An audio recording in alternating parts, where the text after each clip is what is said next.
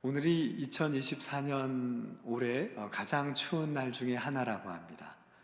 오늘 이 저녁 또 담대하게 주님 앞에 나오신 여러분을 진심으로 환영합니다.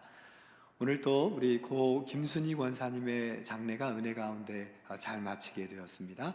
지난 3일간의 여정에 함께해 주신 또 여러분께 감사드리고요. 또 우리 남은 유족 우리 김신자 권사님 또 김명자 권사님 가정이 믿음 위에 굳건히 서고 또 하늘에 참된 소망을 갖고 살아갈 수 있도록 함께 기도해 주시기를 바랍니다. 우리 옆에 계신 분들에게 다시 한번 평화 인사하시겠습니다. 샬롬. 반갑습니다. 예. 감사합니다. 멀리 떨어져 있지만 뭔가 마음들이 다 통하는 것 같습니다. 너무 반갑고 또 위로하고 격려합니다. 여러분, 아이를 가진 부모들이 언제 그 아이를 통하여 가장 감격하고 또 기뻐하게 되는지 아십니까? 사람마다 좀 경우는 다를 것입니다. 저에게 그것을 묻는다면 저는 우리 아가의 태동을 처음 느낄 때라고 그렇게 저는 말하고 싶습니다. 이 아이의 태동은 뱃속에 있는 생명이 우리에게 보내는, 부모에게 보내는 최초의 신호라고 합니다. 저도 최초로 그 태동을 아내가 느끼게 되었을 때 급하게 저를 아내가 찾았습니다. 왜냐하면 그 신비한 소리를 엄마 혼자 느끼기는 너무나 아쉬웠고 빨리 저와 나누고 싶었기 때문입니다. 저도 아내의 이야기를 듣고 급히 아내 옆으로 다가가서 아내의 배 위에 함께 손을 얹었습니다. 두 번째 태동이 언제 올까? 첫 번째는 아내가 먼저 느꼈기 때문에 아빠인 저도 함께 그 태동을 느끼고 싶었기 때문입니다. 그런데 태동 하는데 또 마침 우리 김태동 장로님이 또 앞에 계셔서 조금 민망하지만 여러분 널리 이해해 주시고 또 이해해 주시기 바랍니다. 아내의 배에 손을 얹고 두근두근 조마조마 정말 조심스럽게 혹시나 행여나 아이에게 어떤 내가 피해를 주진 않을까 하는 마음으로 그렇게 기다렸던 기억이 납니다. 얼마나 조심스러웠는지 정말 성스러운 순간이 이런 순간이구나 라고 또 생각이 들었습니다. 그리고 정말 그 아이의 첫 번째 주는 그 미세한 태동을 느끼는 순간 정말 저희 부부는 온 세상을 얻은 듯 그렇게 참 기쁘고 감사했던 기억이 납니다. 그 녀석이 커서 그렇게 우리 속을 썩일 줄은 그때 몰랐기 때문에 그런 것 같아요. 여하튼 참 행복했습니다. 정말 아이를 오랫동안 기다려온 가정이라면 그 기쁨은 더 말할 것도 없을 것입니다. 오늘 우리가 만나는 누가복음의 첫 번째 장은 우리 기독교 역사에서 가장 아름답고 신비로운 수태 이야기가 무려 두 가지의 그 이야기를 우리에게 전하여 주고 있습니다. 하나는 우리가 잘 알고 있는 대로 아이가 없어 늙어가고 있던 사가랴 그리고 엘리사벳 부부의 이야기입니다. 또 다른 하나 또한 우리가 너무나 잘 알고 있지요. 약혼 중에 아직 결혼하지 않았던 마리아와 요셉에게 전해진 예수님의 탄생 이야기. 이렇게 누가복음 1장은 두 가지의 수태 이야기로 그 본문을 가득 채우고 있습니다. 실은 두 경우 모두 우리 인간의 상식과 이성으로는 조금은 설명하기가 어렵습니다. 첫 번째 이야기가 노인이 아기를 가졌다는 이야기지요. 그리고 둘째는 뭐죠? 둘째 이야기는 처녀가 아이를 가졌다는 것입니다. 여러분 이해가 되십니까? 그 본문이 납득이 되십니까? 그 본문을 과연 우리 인간의 이성과 상식과 보편적 기준으로 우리는 도저히 받아들일 수도 없고 이해할 수도 없을지 모르겠습니다. 두 경우 모두가 예사로운 일이 아니기 때문입니다. 여러분은 어떠십니까? 첫 번째와 두 번째 중에 어느 게 더 어렵고 신기한 일일까요? 한번 우리 번호로 들어갑니다. 1번 노인이 아기를 갖는 것. 그때그때 손 드셔야 합니다. 2번 처녀가 아이를 갖는 것. 그 중에 한 번을 택하신 분들은 참 믿음이 좋은 분입니다. 하나는 믿을 수 있다는 얘기 아니에요? 실은 둘 다 믿을 수가 없는 일입니다. 모두 다 신비로운 일입니다. 성령으로 말미암아 아기를 잉태하게 될 것이란 전가를 받게 된, 그래서 너무나 주저하게 된 마리아에게 천사 가브리엘은 한 가지의 소식을 추가로 전해줍니다. 그것은 바로 그 마리아의 친척이었던, 아이를 간절히 기다리지만 이미 늙은 그런 엘리사벳에게 아이가 임신하게 되었다는 겁니다. 하나님의 도우심으로 그 아이가 임신한 지 벌써 6달이 되었다라는 소식입니다. 정말 엘리사벳은 그 6개월간 숨어 살았습니다. 세상이 알면 어떡할 겁니까? 늙은 제사장의 아내인 자신이 아이를 갖게 되었다. 누구에게도 말하지 못하였기에 친척 마리아는 이 소식을 당연히 모르는 것이 정상이었습니다. 마리아는 그 하나님의 전가를 가져온 가브리엘의 그 말씀을 듣고 매우 주저하고 망설이고 불안하고 두려웠습니다. 그러나 마리아는 그 가브리엘 천사가 엘리사벳 할머니의 수태 소식을 듣고 마리아는 용기를 내어 가브리엘에게 이렇게 대답합니다. 주여, 주님의 여종이오니 말씀대로 내게 이루어지기를 원합니다. 마리아는 그렇게 드디어 고백을 하게 된 것입니다. 비로소 용기를 내어서 하나님의 뜻을 나의 뜻으로, 내 것으로 받아들이게 된 것입니다. 여러분, 그렇게 고백은 했지만 마리아의 마음은 어떨까요? 이제 10살을 간 넘긴 소녀가 이 사실을 고백했다 손치더라도 실은 여전히 마음은 불안합니다.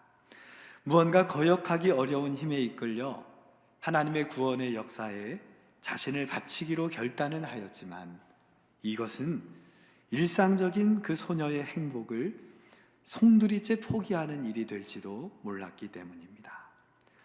자신과 약혼자 요셉을 향한 사람들의 곱지 않은 시선이 여전히 떠오르면서 마리아의 마음속에는 몇 가지의 계속되는 의문이 떠올랐을 것입니다.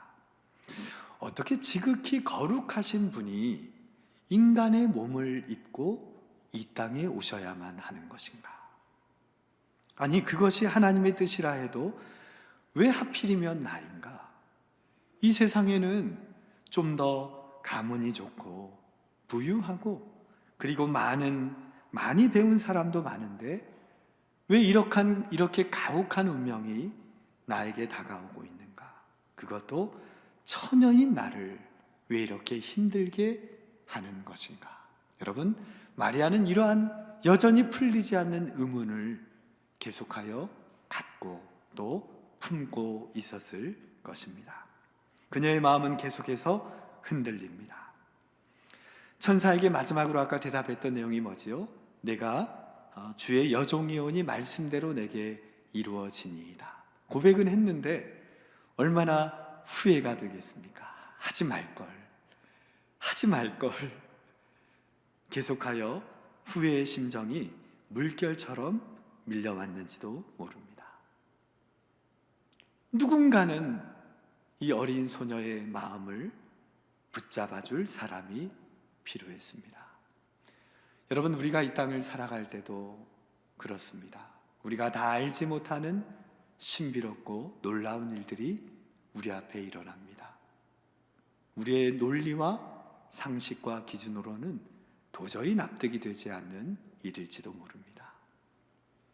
우리가 믿음으로 아멘으로 응답하며 나아갔지만 여전히 불안하고 또 떨리고 의심이 사라지지 않을 때가 있다는 것입니다. 여러분, 이때는 너무 내가 이 답을 구하려고, 내가 답을 이해하려고 그렇게 몸부림치진 않아도 됩니다. 우리가 그렇게 연약할 땐 우리 하나님은 우리에게 소중한 믿음의 동료들을 우리에게 보내주십니다.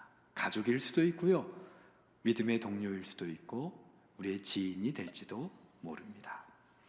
하나님은 그러한 연약함 가운데 있는 마리아를 위하여 엘리사벳이라는 친척을 준비해 두셨던 것입니다. 엘리사벳은 지금 사가랴와 함께 멀리 유대 땅에 살고 있습니다. 그것도 깊은 산골에 살고 있지요. 처녀인 마리아와 요셉은 갈릴리 나사렛이라는 동네에 살고 있습니다. 여러분, 이스라엘 지도를 보시면 북쪽 끝에 갈릴리 나사렛 마을이 있고요, 남쪽 거의 끝자락쯤에 유대 땅이 있습니다. 끝과 끝입니다. 물론 직선 거리로는 약 120km 정도의 거리입니다.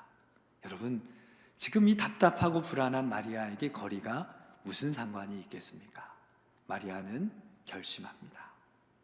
급히 그녀는 친척 엘리사벳 할머니의 집을 찾아가게 된 것입니다. 오늘 본문이 바로 그 내용으로 시작을 하고 있습니다. 누가복음 1장 39에서 40절입니다. 같이 읽습니다. 이때 마리아가 일어나 빨리 산골로 가서 유대 한 동네에 이르러 사가랴의 집에 들어가 엘리사벳에게 문안하니. 짧은 거리가 아닙니다. 성경은 빨리 갔다. 얼마나 궁금했겠습니까? 정말 엘리사벳 할머니가 아이를 가졌단 말인가? 아까 천사가 말한 그 말이 정말 사실일까? 그것이 가능한 일인가?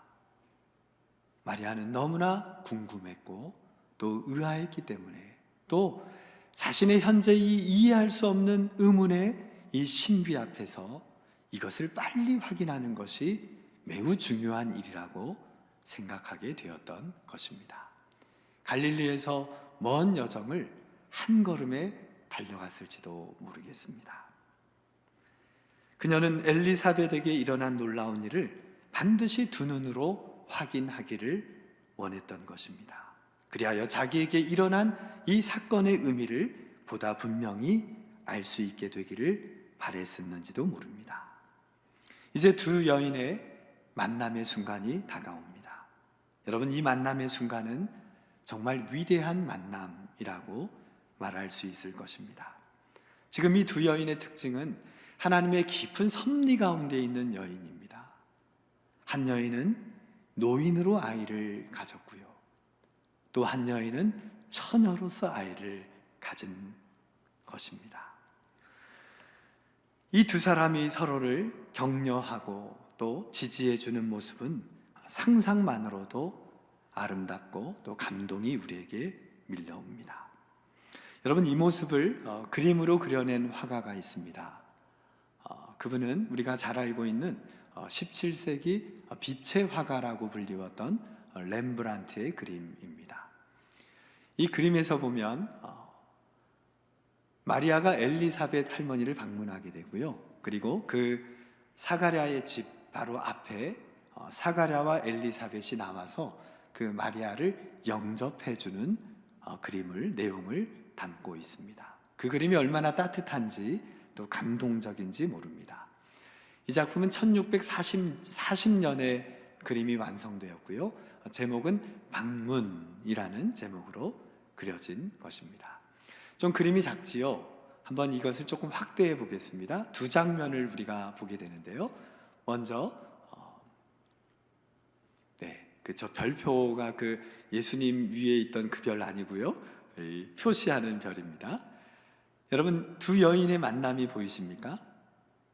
한 여인은 좀 나이가 지긋한 좀 노년의 모습의 여인이고요, 또 그 옆에 있는 여인은 누굽니까? 마리아입니다. 소녀의 모습입니다. 정말 기쁨으로 환영해서 이렇게 꼭 안고 있는 모습입니다. 이 늙은 여인의 손에는 지팡이가 놓여져 있지요.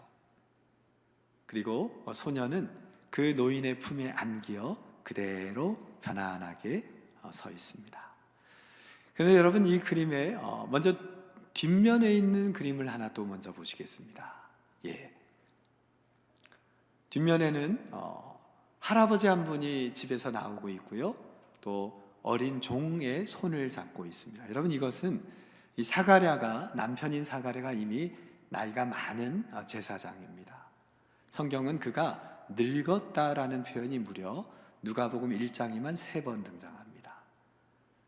이미 나이가 지긋한 할아버지인데 그가 멀리 갈릴리에서 친척 마리아라는 소녀가 찾아왔다는 소식을 듣고 급히 종의 손을 의지하여서 문 앞으로 달려오는 모습입니다.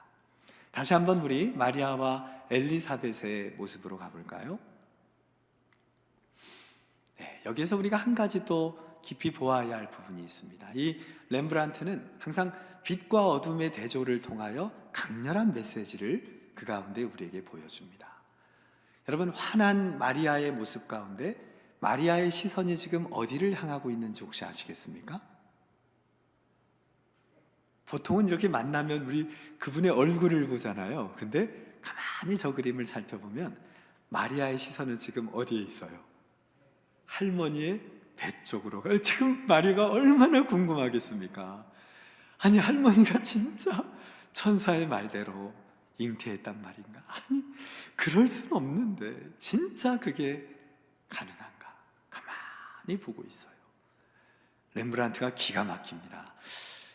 지금 이 사진으로는 여러분들이 어떻게 느끼실지 모르겠지만 그림을 좀 더 가까이서 보면요, 이 엘리사벳의 배가 진짜 이렇게 나왔어요. 대략 몇 개월쯤 된 배인 줄 아세요? 6개월. 이 렘브란트가 얼마나 이걸 잘 알았는지 신기해요. 병원에서 일했나 모르겠습니다. 이미 잉태 중에, 여러분, 이 배 안에 누가 있지요? 세례 요한이 있습니다. 예수님보다 먼저 6개월 이 땅에 먼저 나온 세례 요한이 마리아를 함께 맞이하고 있습니다. 할머니의 따뜻하고 또 사랑이 넘치는 환영의 모습을 렘브란트는 우리에게 보여주고 있는 것입니다.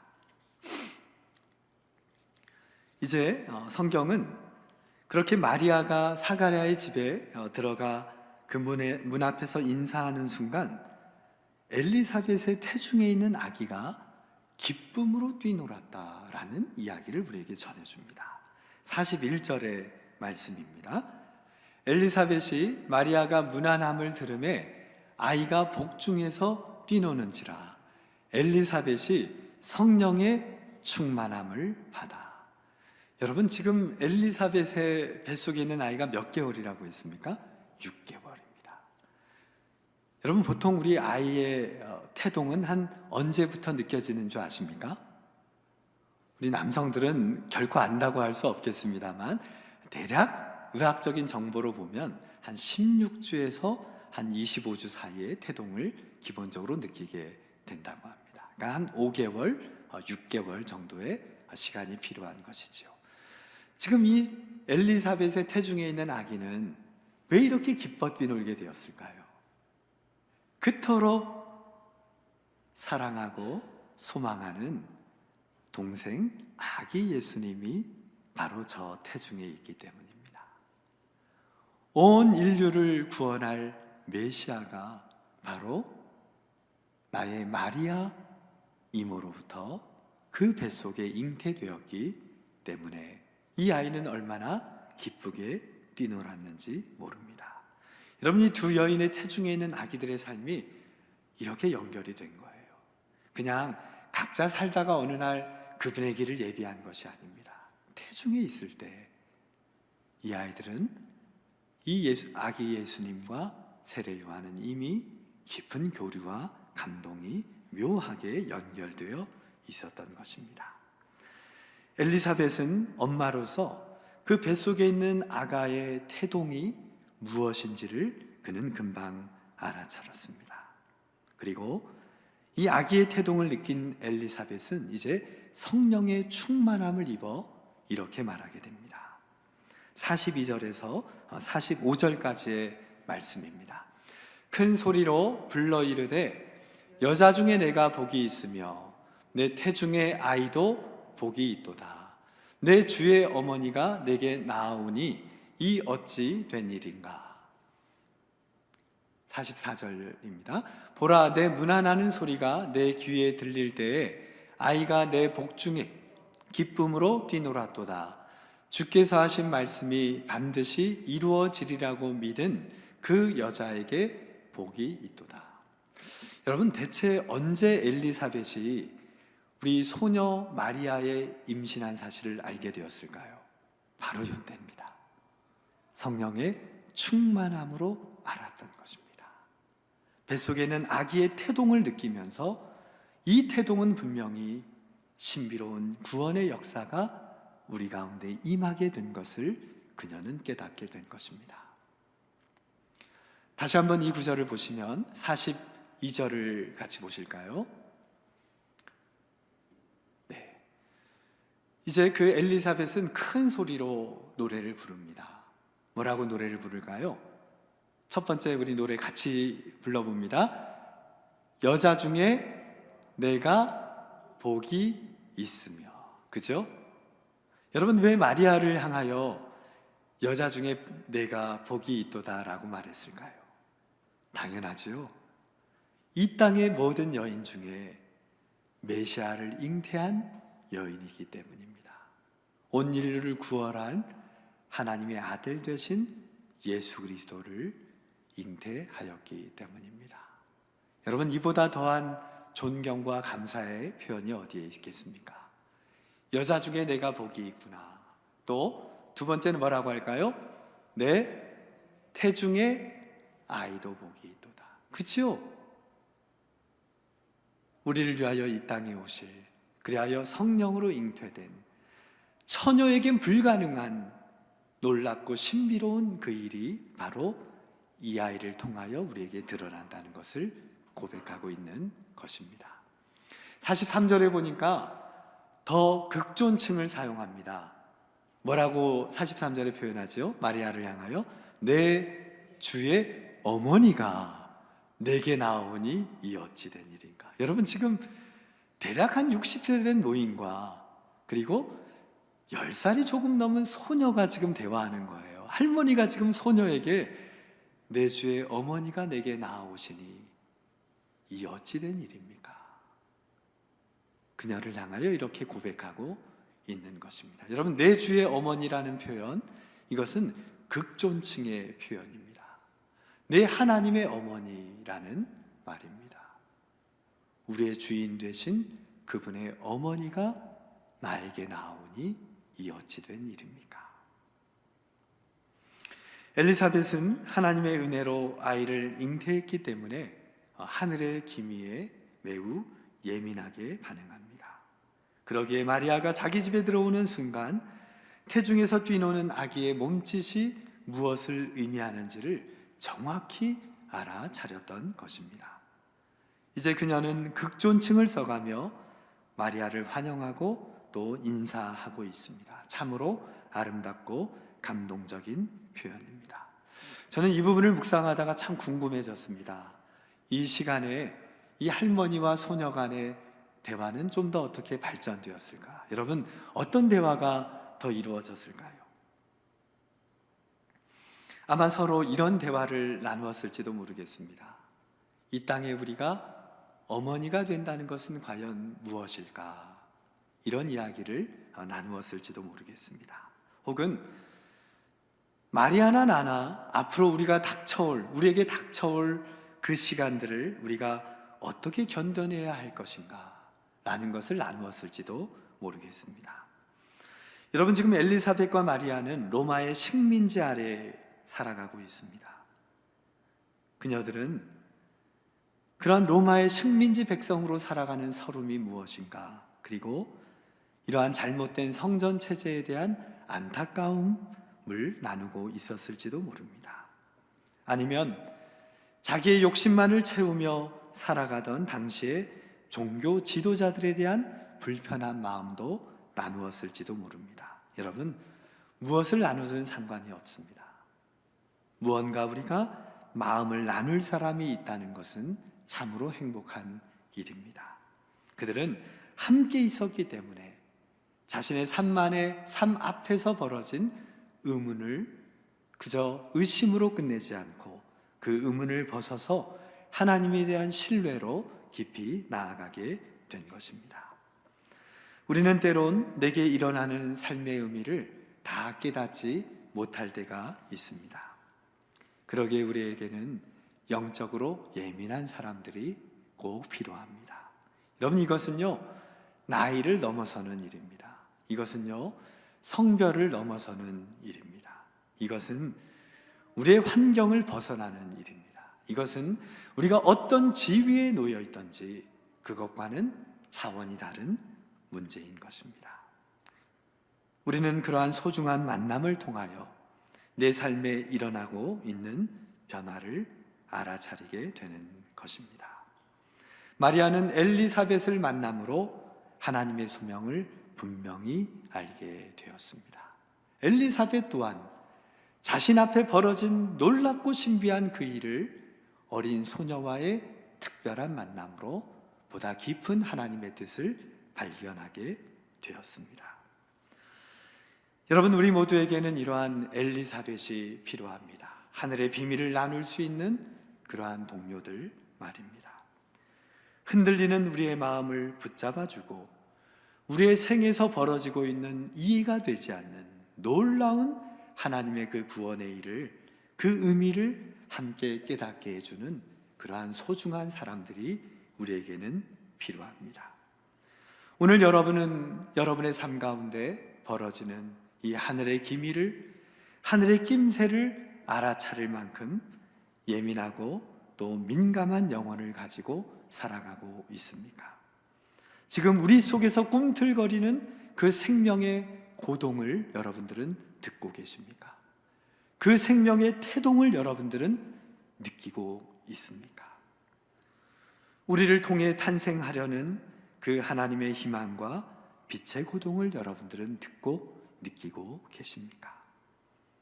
하나님의 꿈은 오늘도 우리의 삶을 통하여, 연약한 우리를 통하여 계속하여 이 땅 가운데 꿈틀거리고 있습니다. 주님은 지금도 인간의 몸을 입고 이 땅에 오십니다. 우리에게 너무나 주님이 필요하기 때문입니다. 그런데요, 주님은 또한 우리도 필요하십니다. 하나님은 우리를 배제한 채 이 세상을 하나님의 나라로 일구지 않으십니다. 하나님은 새 하늘과 새 땅의 꿈을 바로 성도로 부름받은 우리들을 통하여 우리들 속에 그 하나님의 나라를 심어주십니다. 우리가 지금 보내고 있는 이 대림절과 성탄은 예수님의 나심을 축하하는 절기이기도 하지만 실은 우리 속에서 하늘이 탄생하는 것을 함께 기뻐하는 절기이기도 합니다. 이 아름다운 성탄 절기에 우리 모두 하늘의 낌새에 예민하게 반응하시는 여러분 모두가 되시기를 진심으로 바랍니다. 새 생명의 태동을 알아차릴 수 있기를 진심으로 바랍니다. 비록 우리가 현재 절망과 어둠의 자리에 여전히 서 있지만 우리를 통하여 하나님의 꿈이 육신을 입고 이 땅에 오실 것입니다. 우리의 모든 삶의 의문과 불안과 두려움은 여전히 우리의 앞을 가리지만 여전히 우리는 땅의 것들에 허기지고 목말라하며 오늘을 살아가고 있지만 위로부터 임하는 그 은혜에 나의 생의 전부를 맡길 수 있는, 나의 존재를 온전히 맡길 수 있는 우리 모든 성도들이 되시기를 주님의 이름으로 축원합니다. 그리하여 어떤 상황에서도 그 하나님의 오시는 주님과 그리고 이미 우리 가운데 임한 하나님의 나라로 인하여 기쁨과 감격에 찬 그러한 생명의 노래를 날마다 부르시는 우리 모든 찬양대원들 되시기를 주님의 이름으로 축원합니다.